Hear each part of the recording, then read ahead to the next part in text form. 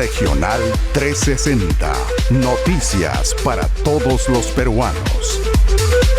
Saludos, bienvenidos a Regional 360 en nuestra segunda emisión del día de hoy, viernes 16 de diciembre. Cerca de 7.000 ganaderos de la industria lechera se ven afectados por los actos de violencia cometidos en el norte y sur del Perú. Se estima que todos los días se dejan de acopiar 620.000 litros de leche. Esta y otras informaciones a continuación. Los ganaderos de la industria lechera se han visto muy afectados tras las paralizaciones, los bloqueos de carretera y actos violentos registrados al norte y sur del país. Se estima que la industria láctea ha dejado de acopiar más de 620.000 litros al día en la zona sur y en la zona norte un aproximado de 150.000 litros.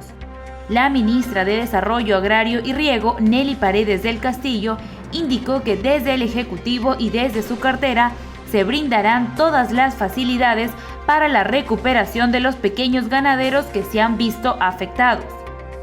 Asimismo, la ministra mantuvo una reunión con representantes de la Asociación de Ganaderos Lecheros del Perú, el Comité de Lácteos de la Sociedad Nacional de Industrias y representantes del Grupo Gloria, Laibe y Nestlé, quienes le expresaron su profunda preocupación por la actual situación que afrontan. Por su parte, algunos de estos representantes le solicitaron a la ministra que se les brinde las garantías necesarias para el tránsito de las cisternas para la distribución de la leche y también se les brinde la seguridad en las plantas de producción. Esto ya que el último martes se registraron ataques a la planta de leche Gloria en Arequipa, dejándola inoperativa. Finalmente, la ministra Paredes del Castillo aseguró que se continúa trabajando en estrategias que permitan que los gremios de este sector sigan trabajando. Reina el caos. Desde que el exmandatario y hoy reo bajo prisión preventiva por 18 meses, Pedro Castillo intentó dar un golpe de estado, las protestas a nivel nacional han dejado un saldo total de 22 personas fallecidas y más de 400 heridos, según la última actualización de la Defensoría del Pueblo hasta el cierre de esta nota. Asimismo, Defensoría precisó que entre los civiles hay 210 heridos y entre las fuerzas del orden se registran 216. Además, informaron que entre los fallecidos, 6 fueron víctimas por accidentes de tránsito y hechos vinculados a los bloqueos de vías. Es Ayacucho la región que concentra la mayor cantidad de decesos, y es que por la mañana de hoy viernes 16 el gobernador regional de Ayacucho, Carlos Rúa Carvajal, confirmó a RPP la lamentable noticia de un fallecido más, por lo que ya serían 10 muertes registradas en esta región. Regional 360. Noticias para todos los peruanos.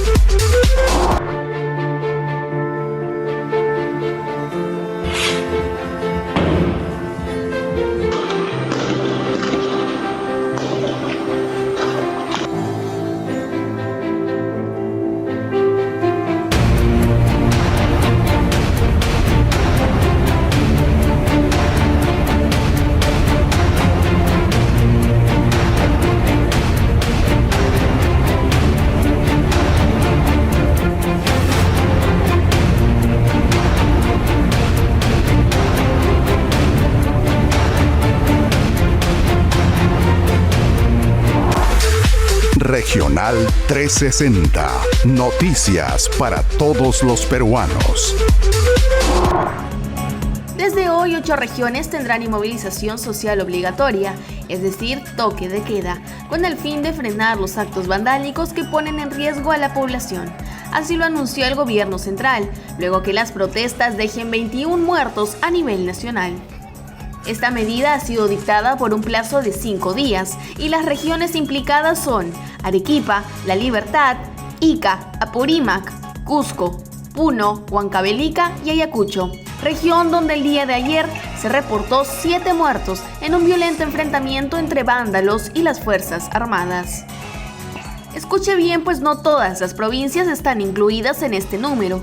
La inmovilización social obligatoria empezará desde las 6 de la tarde para las provincias de Virú, Andahuaylas y Chincheros. A las 7 de la noche iniciará para Ica, Pisco, Tayacaja, Angaraes y Cangallo. Una hora más tarde, a las 8 de la noche, comenzará para Arequipa, Cusco, La Convención, Chumbivilcas, Espinar, Carabaya y el distrito de Juliaca en San Román, Puno. Esta inmovilización concluirá para todas las provincias a las 4 de la madrugada. Será importante entender que esta medida tiene una vigencia de 5 días calendario, donde las fuerzas del orden tendrán la facultad de detener a quienes la infrinjan.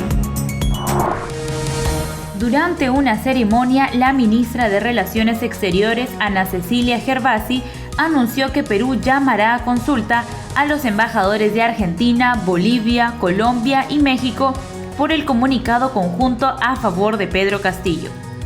Dichos países mantuvieron el título de presidente al referirse a Pedro Castillo y además lo consideraron víctima de un hostigamiento antidemocrático.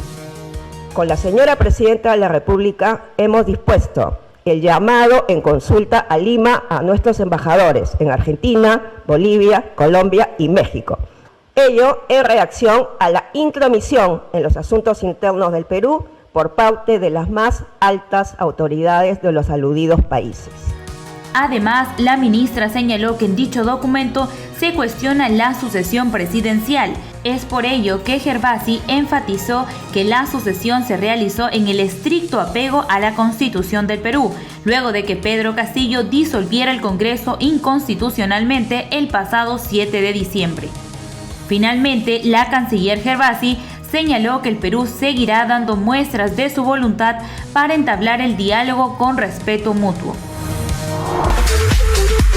La noticia que importa en tu región desde Lima y todos los rincones del país. Regional 360.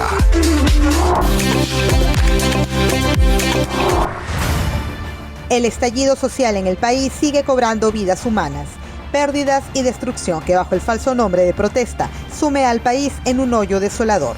Los efectos del conflicto alcanzarán como siempre los sectores más importantes: salud, educación y economía. Carreteras bloqueadas, regiones paralizadas, aeropuertos cerrados y enfrentamientos violentos. La radiografía de una convulsión que amenaza el crecimiento económico del país alcanzado en los últimos años y que había logrado poner al Perú entre los países de mayor crecimiento de América Latina.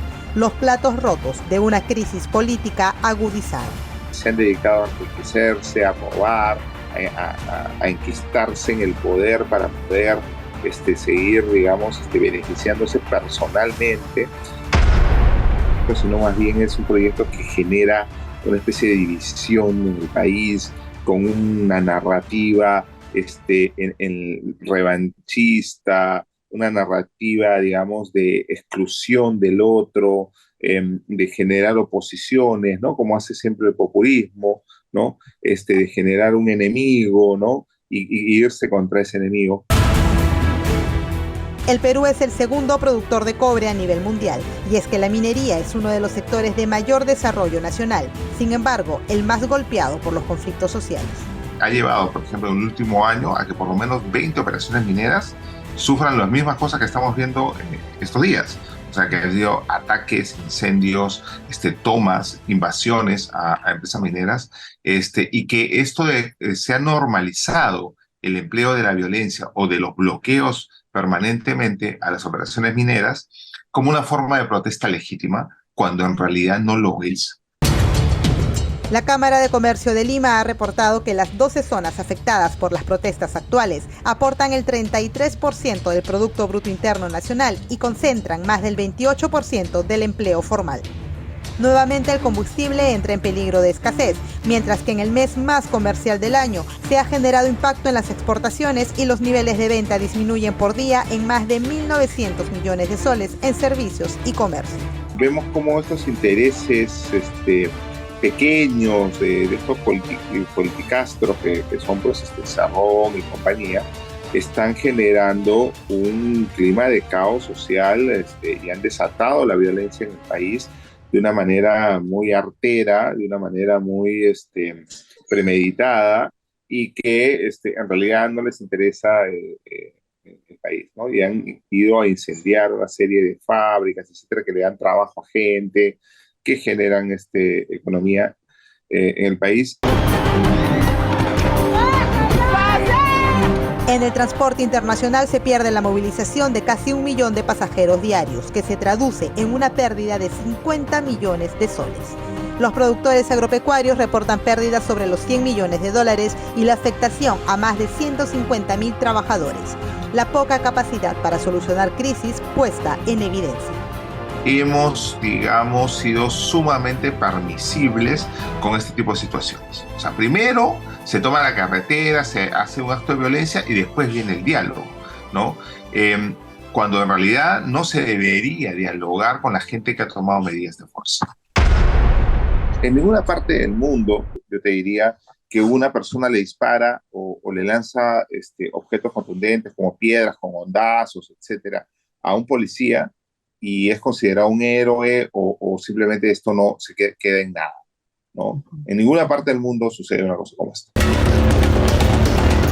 Una ola de violencia que ya se salió de control y un estado de emergencia que promete devolver la calma a un Perú que necesita recuperar los cauces de su desarrollo sin colapsar en el intento. Respaldan la gestión. En aras de reconocer la gestión de la presidenta Dina Boluarte, la canciller de Chile, Antonia Urrejola, sostuvo una reunión con la ministra de Relaciones Exteriores, Ana Cecilia Gervasi, en la que expresó la venia del gobierno que lidera el presidente Gabriel Boric. En ese sentido, según lo difundido por el diario oficial El Peruano, la canciller chilena reconoció el mandato de Dina Boluarte, considerando que el país sufrió la ruptura del orden constitucional ocurrida el 7 de diciembre. Por otro lado, representantes de otros países de la región, como Uruguay, Canadá, Ecuador y Costa Rica, también respaldaron al gobierno de transición que comanda Dina Boluarte. Sin embargo, recordemos que países como México, Argentina, Colombia y Bolivia mantienen una posición contraria frente a este nuevo gobierno, al cual afirman no reconocer.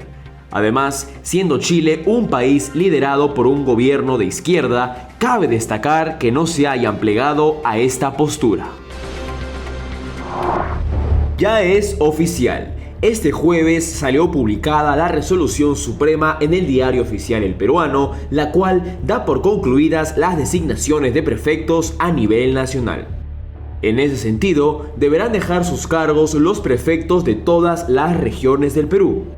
Recordemos que para que esta medida se haya concretado, la Comisión de Descentralización del Congreso dio luz verde a este dictamen, el cual contó con 10 votos a favor y 6 en contra por parte de los parlamentarios.